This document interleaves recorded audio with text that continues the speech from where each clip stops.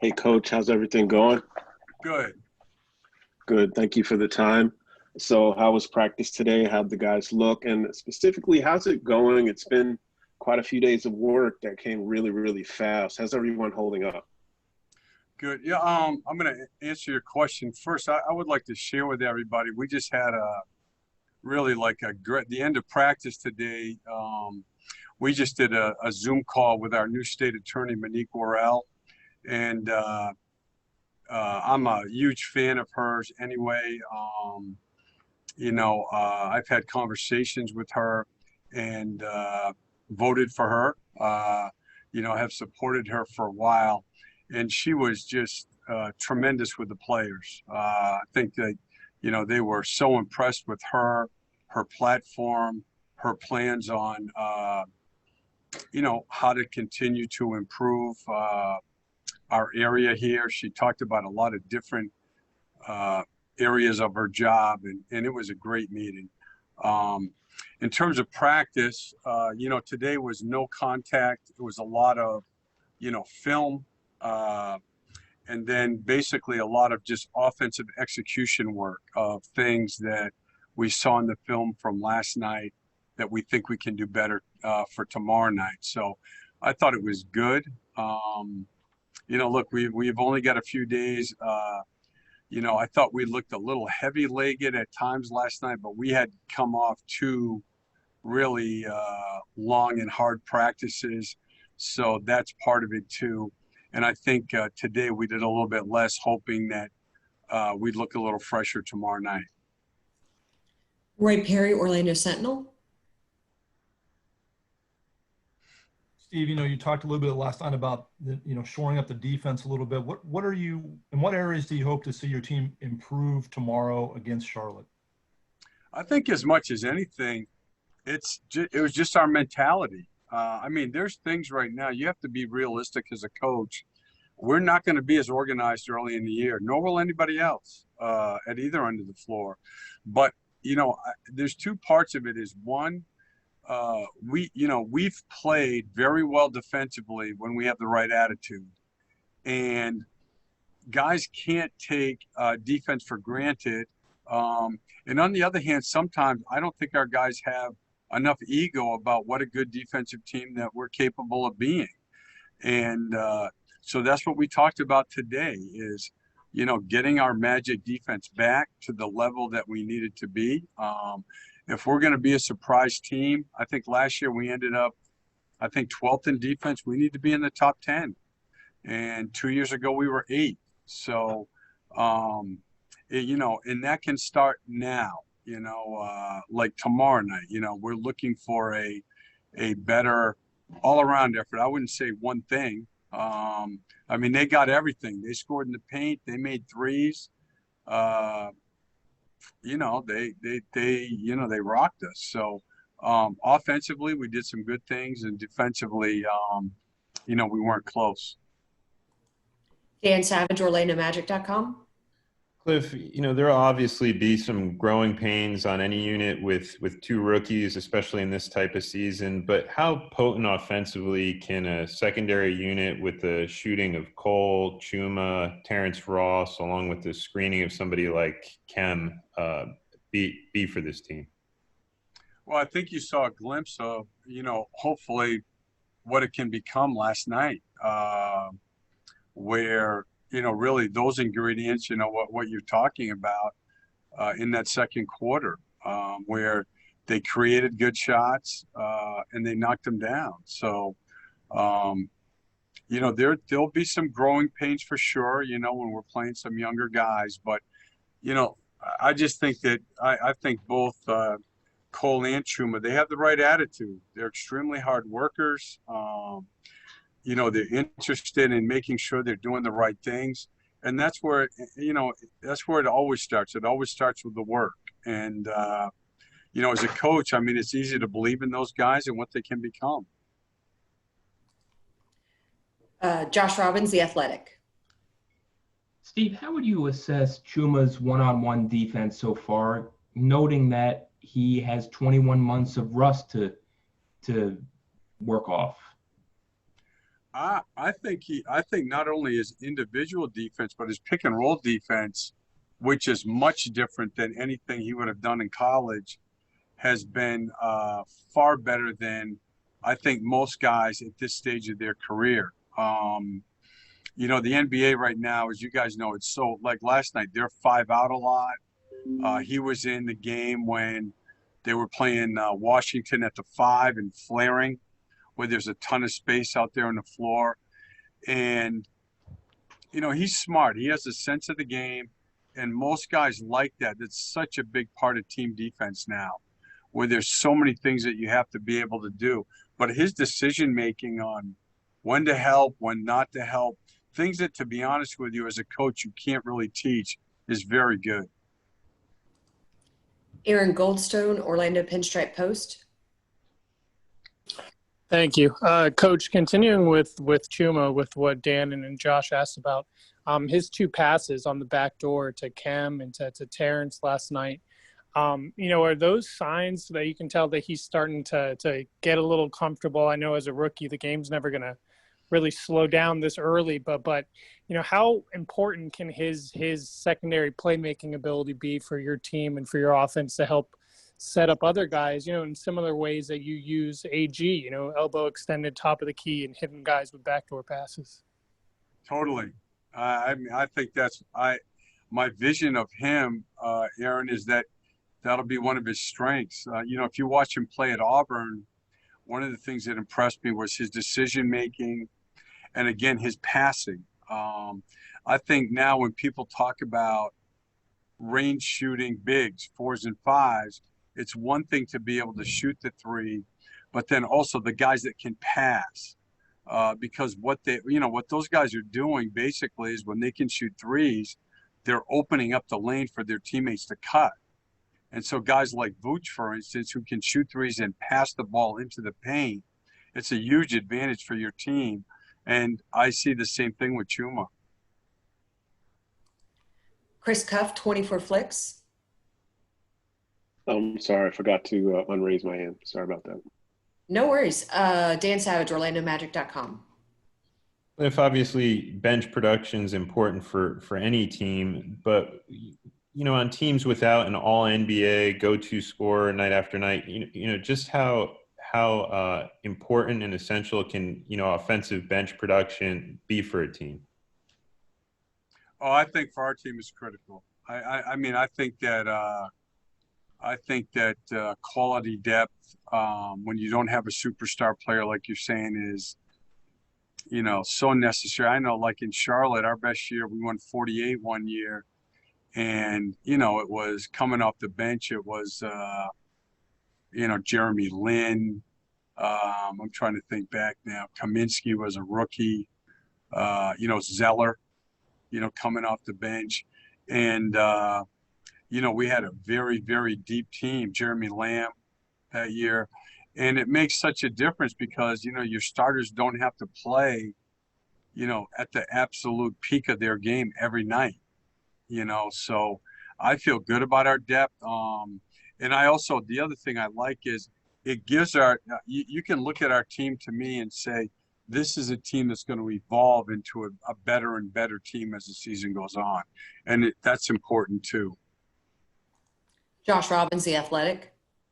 Steve, do you have a rough number as to the number of 3s Vooch should take in a typical game? I told him today in front of the team, I like last night. I like 8, 9 threes a game. If you look in the bubble, one of the reasons he played so well, you know, he's inside and outside. So last night he had 3 paint catches, you know, of which I think we scored 6 points on, or maybe even 7. And then I believe he shot 8 threes. And I think that's a great blend for him. The thing about him playing outside the line again is he does 2 things. It's not just his shooting, it's his passing and it's his playmaking. You know, if you guys remember, go back to the bubble, he has an uncanny ability to drive by even perimeter players when they're closing to him. So I think the more he shoots and better he shoots the 3, it's going to open up other aspects of his game. Go ahead, Josh. You have a follow-up? As effective as he is as a playmaker, would you have any concerns about him not playing in the paint or in the low post enough, considering that he is a quality low post scorer when given the opportunity? That's always, I think, and if you ask him, he'll tell you that's the discussions we're having, we had last year and now, is just finding the right, like you're talking about, the right balance, and sometimes, to be honest, I think it's also can be determined somewhat by the opponent, how you want to attack certain teams. So I think that's what the variety of his skill set, he brings so much to our team. Dan Savage, OrlandoMagic.com. Cliff, I know we've talked about certain performance indicators, your team's record when, Aaron Gordon has 6 or more assists. There were obviously, some correlation when Terrence Ross hits 6 or more threes in a game. It's hard to forecast the future, but what are some of the indicators you may be looking for from the bench unit as a whole to potentially lead to team success? Oh man, I haven't even thought about that. The one thing I always look at is, we do a lot. I think this, Dan, anyway, with the inside out numbers. Like I always give them this morning, for instance, so they know who drove the ball into the paint. Like last night, Markelle had 14 drives into the paint. And that's a ton. Dwayne Bacon had 10. And, that's the thing, that people look at points or they look at assists, but penetration is such a big key for offensive basketball.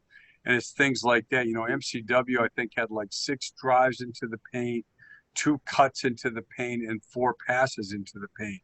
So it's all of those types of things that it's important that the guys are locked into. Then I would say at the other end of the floor, as much as anything, right now it's the combination of 3-point attempts we're giving up, the 3-point percentage combined with the points at the rim. So like I would say from a team standpoint, that's kind of where I get locked into. Okay, last question, Josh Robbins. Steve, not to put words in your mouth, but you generally value shoot-arounds as a key teaching tool. Given all the pandemic stuff, how do you intend, generally speaking, to approach shoot-arounds at home this year? Yeah, I look, it really, I think it's a negative for us that we're not going to be able to do shoot-arounds all the time. As you said, we've used that. Our returning players are comfortable with it, and we get a lot done in the shoot-arounds. So yesterday we just came in the afternoon, and then tomorrow we're going to actually come in and shoot around from 11 to 12 and see how it goes. And then, you know what, I'm going to talk to the players and see what they feel is better. And it may be something, Josh, where we mix it up from time to time. With the testing protocol that we all have to do, there's no way to get everything done so they could get in here at 10 o'clock. They'd have to be in too early in the morning. And to be honest, the 11 to 12 slot is so different than 10 to 11, because a lot of these guys, they take afternoon naps and, they have routines that they've had for years. So I want to see what they're comfortable with, and then we'll see. On the road, it's even harder to do them, to be honest with you. Plus the 11 to 12 slot on the road, then sometimes you have to drive back to the hotel and you're getting back at like 1 o'clock. And then, some of these guys are leaving at 3:30. So, there's a lot of factors in making a final decision on what we do. Just one more, sorry, Cliff. Jamie Say, WKMG. Hey, Steve. I just wanted to ask you about what you were talking about in the beginning with Monique Warren. How did that Zoom call come about? And was it educational, inspirational? What do you think the players got out of it? Yeah, I reached out to her, Jamie.